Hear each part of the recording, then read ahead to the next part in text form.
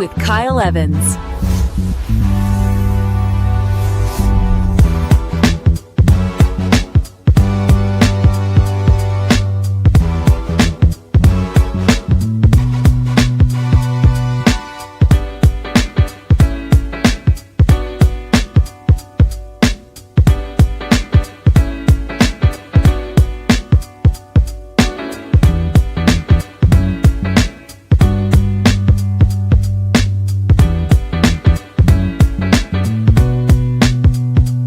Grow with Kyle Evans.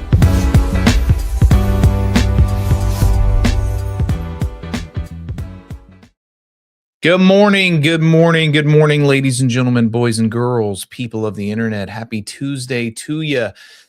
If your place is anything like mine, I would imagine it is. And Cold Miser from the Christmas movie has his loving embrace wrapped around you, your city, and your state. Guys, it's cold outside, but that's okay because it's warm and toasty inside of the G.R.O.W show. I want to bring you some life lessons today. I want to bring you some lessons that I picked up this past weekend when I was running my first marathon.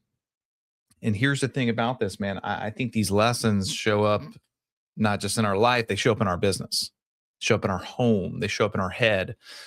Everyone talks about the finish line, right? Everyone talks about the medal. Got to get that picture too. You know it's true. Got to get that caption in, myself included, that pretends it was all grit and glory along the way. But I don't think the real lesson is at mile 26 or crossing the finish line. One of the things I want to get into this with you today is the real lesson for me was mile 21. That's where there's no applause. There's no crowd. The adrenaline is gone. Your feet are aching. Your hips hurt. The body is empty. And your mind is exposed. You see, psychologists call this ego depletion. Ego depletion. The point where willpower is no longer available and only the internal identity remains. That's where these lessons live this Tuesday morning, guys. Lesson number 1, the mind controls the body as much as the body limits the mind. You see, I heard this all along and I got to feel it and experience it myself. Your legs don't quit first running a long race. Your lungs don't quit first either. The mind quits, or the mind desires to quit. And then it sends that memo on downstream. If you think about it, there's a reason that elite athletes spend as much time training their mind as their body. It's going to be the weak point in the chain. There's a guy, and I'm sure have heard about him or seen him or know of him. His name's David Goggins. And love him or hate him, he has an interesting concept. And he says, whenever your mind says that your body is done, whenever your mind says you are through, you still got like 50% left in the tank. Studies on perceived exertion show that fatigue is often a protective signal, not a physical limit. That's an interesting thing to think about, ladies and gentlemen. Perceived exertion shows that fatigue is often a protective signal. It's information. It's not actually a limit. Your brain pulls the emergency brake long before the engine is truly burnt. That showed up. When my thoughts spiraled, my stride shortened. When my thoughts spiraled, time got longer. When I stayed calm, when I stayed focused, when I brought in good, guess what happened? We just kept going. This isn't a running truth, right? This isn't about running. It's about leadership. It's about your business, about your home. It's about your life. Your nervous system listens to your self-talk. It's that simple, but it's that hard. Your physiology follows your narrative. There's a reason that calm leaders tend to create calm teams. That's why panicked founders end up forcing burnout on good people. Ladies and gentlemen, we don't need better motivation. We need better internal language. We need a better podcast playing inside of our mind because our body believes what the mind repeats. What is your mind repeating? And I'm not talking about on race day or on stage or on the big moment. I'm talking about on a random Tuesday morning at 8 a.m. What is your mind repeating? The second lesson that I picked up along the way is you fall to the level of your preparation. You fall to the level of your preparation. You fall to the level of your systems. You fall to the level of your standards. Going to the race, getting into the race, that didn't make me disciplined. All it did was simply expose what was already there, good or bad. Ladies and gentlemen, good or bad. What it exposed was the early mornings when no one was watching. Did you do them or did you not? Long runs when quitting would have been easier. Did you do them or did you not? The boring reps that don't make Instagram, the boring reps when no one's clapping, did you do them or did you not? There's a concept in psychology called latent capacity. Latent capacity. Under pressure, you don't rise, you default. Under pressure, you don't rise, you default. If your life is anything like mine, there be pressure out there in them hills. It's going to keep coming. What is your standard and your system that you've built? One of the things that I've learned about pressure along the way is that it doesn't necessarily build character as much as it reveals it. It reveals the habits. You know, people come up to me as a speaker and they say, man, you know, how do you do what you do? And do you love it and stuff? And I'm like, you know, one of the things that I love the most about it is when the door closes and the lights come on and there's 100 people staring at you. There's no one to save you. When this camera goes on and the live button hits, there's no one coming to save me. It's either, did I do the prep? Did I prepare? Did I do the work in advance to execute on the day? And I love that. Guys, in business, whether you're a speaker, whether you're an agent, whether you're an entrepreneur, you're going to fall when the pressure hits to the level of your preparation. I heard it said another way. See if I can pull it out of my noggin here. Anxiety before an event, anxiety before a meeting, anxiety before when you have to go execute is simply the ghost whispering of the work that you didn't do. Pressure doesn't necessarily build character. It reveals habits. There's a reason that emergency rooms run drills. There's a reason that pilots drill failures of systems over and over and over again. Sometimes they practice failures more than success. There's a reason elite performers obsess over preparation long before the spotlight. You don't get what you want on the hardest day. You get what you train for on the quiet ones. Life is going to show up and punch you in the mouth. I love you. I mean it. And I love you enough to say this to you. It's going to. And some of you, it already has. When the pressure shows up, what will it actually reveal? Did you do the work? Did you not? Ambition without preparation is just hope wearing a costume. We fall to the level of our prep. Lesson number 3, and this is a doozy. Have fun. Have fun, even in the suffering.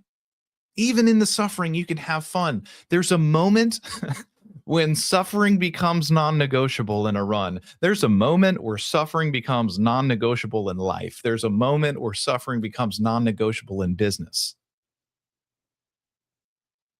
Your calves are going to tighten. Your hips are going to ache. Your mind, if it's anything like mine, going to start bargaining. Here's the truth that most people miss. Suffering comes whether you're smiling or whether you got a scowl on. The choice is yours. Gary Keller talks about this in his Bold Truths as the number one. Happiness is a choice. Here's an idea to think about it specifically around suffering, struggle. Research on pain perception shows that emotional framing changes pain tolerance dramatically. Research on pain perception shows that the way you emotionally frame the situation changes your tolerance to the pain that you're experiencing. Two people can experience the same stimulus. One can panic, one can adapt. Ladies and gentlemen, joy, and I love this so much. Joy isn't the absence of pain. It's your posture inside of it. Come on, somebody. If that doesn't get you amped up, I don't know what does. Joy isn't the absence of pain. It's the posture you have inside of it. People talk to me and like, Kyle, you just seem you're a jovial chap. That guy's happy, whatever. It's not the absence of pain. It's not the absence of suffering. It's not the absence of struggle. Believe you me, it's the posture I choose to take inside of it. Guys, if you're already paying the price, you might as well decide to carry it better. I'll never forget, there was a lady in this running group that we were doing on this marathon. Stranger, didn't know her from Adam. Joins the running, and I'm just being me, doing the old razzle dazzle out there. And she goes, "Man, are you always like this?" I said, "Yeah, I am." And someone else running is like, "Yeah, he is." And she goes, "I wonder if you'll be like this in mile 20. I said, "I bet you I will." Guess what? I was. Because joy isn't the absence of pain, it's the posture you take inside of it. Guys, this applies everywhere. There are going to be hard seasons in business. There's going to be hard conversations in your marriage. There's going to be hard years of growth. Pain resisted multiplies. Pain accepted becomes purposeful. So lesson number 3 is have fun even in the suffering. Lesson number 4 for you today. You meet yourself at mile 20. You meet yourself at mile 21. It's a mirror. This is the lesson that stays with me. It's what that lady was alluding to. I wonder if you're going to be like this at mile 20. I wonder if you're going to be like this at mile 21. You know why? Because at mile 21, the masks are gone. They gone. There's no adrenaline. There's no crowd energy. There's no pretending. You are stripped down by exhaustion. And there is still a crap ton of road left ahead.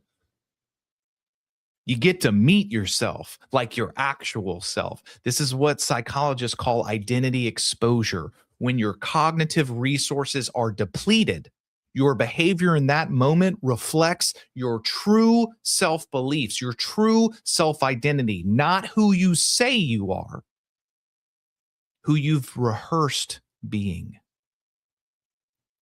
You don't meet the version of yourself that you post. You meet the version of yourself that you've been practicing. You meet the version of yourself that's been playing on repeat. And here's the uncomfortable part. That moment doesn't judge you. It doesn't lie to you. It just introduces you to yourself. Most people spend their entire lives avoiding mile 21. They're scared to look in that mirror. They stay busy. They stay distracted. They stay comfortable enough to keep their mask on. They stay in an environment sometimes that allows them to keep the mask on. But true growth demands exhaustion. And truth shows up when there's nothing left to hide behind. But one of the things that I will always carry with me, and I'll even go back out there and seek, is meeting myself at mile 21. Lesson number 5, you're going to suffer either way. You might as well finish. You're going to suffer either way. You might as well finish.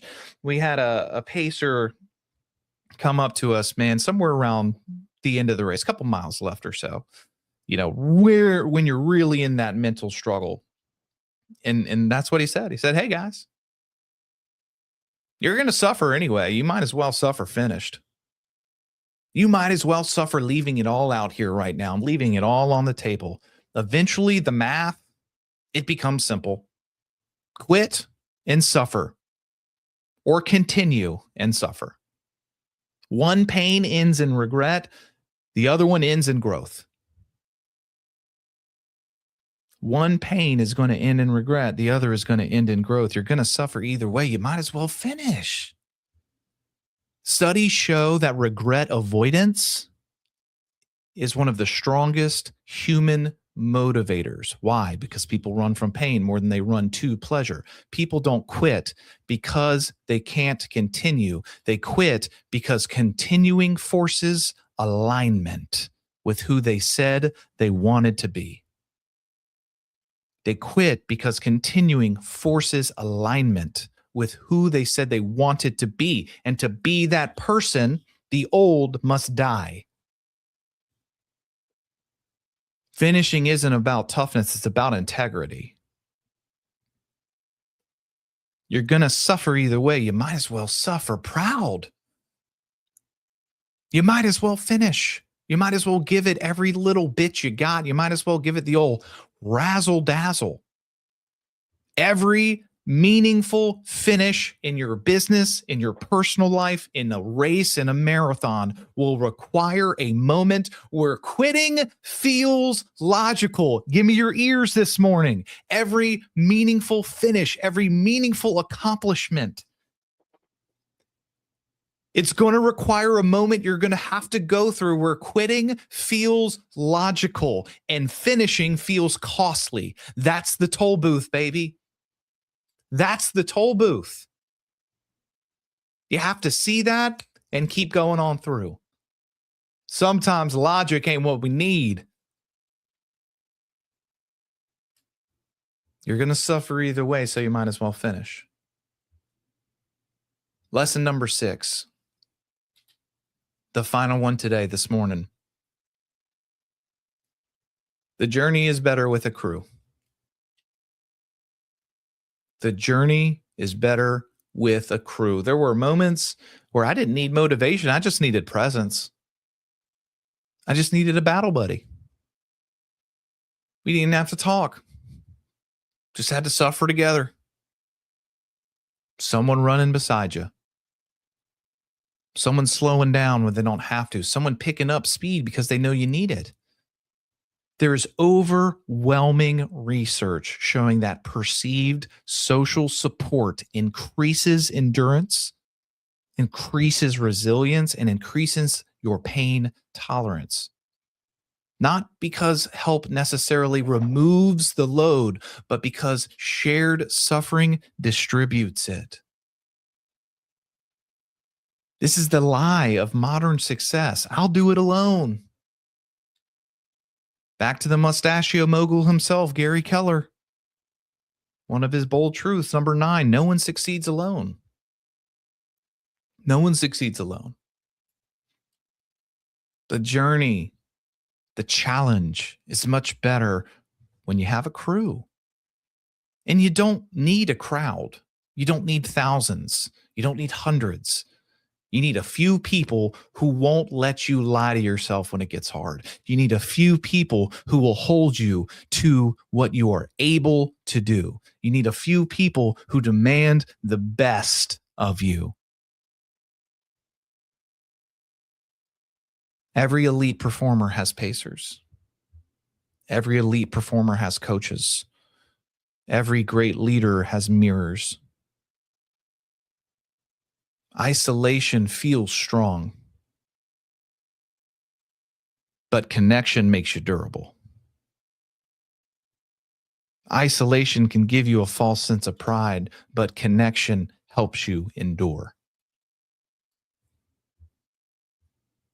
As you can see, ladies and gentlemen, this marathon wasn't about miles. It was about the mirror. It showed me how I talk to myself under pressure. It showed me what habits were actually there, not the ones that I told myself. Who I become when there's no one to perform for. That's that mile 21, baby, where you get to meet yourself. Don't quit. Keep going, even when there's no applause. You got to learn to clap for yourself. You got to learn to meet yourself on the way and not to turn from it, not to hide from it, but to embrace it. And once you've met the real you, don't forget them. Work with them, because I got news for you.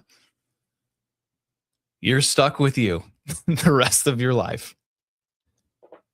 You might as well make them awesome. Ladies and gentlemen, boys and girls, happy Tuesday to you. Go stay warm out there. I'll see you later.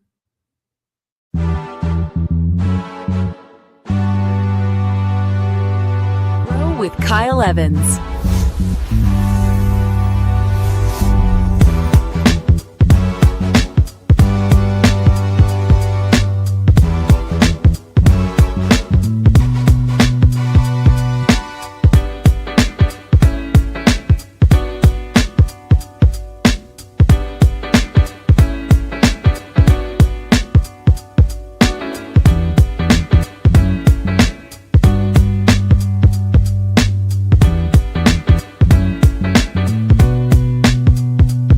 Grow with Kyle Evans.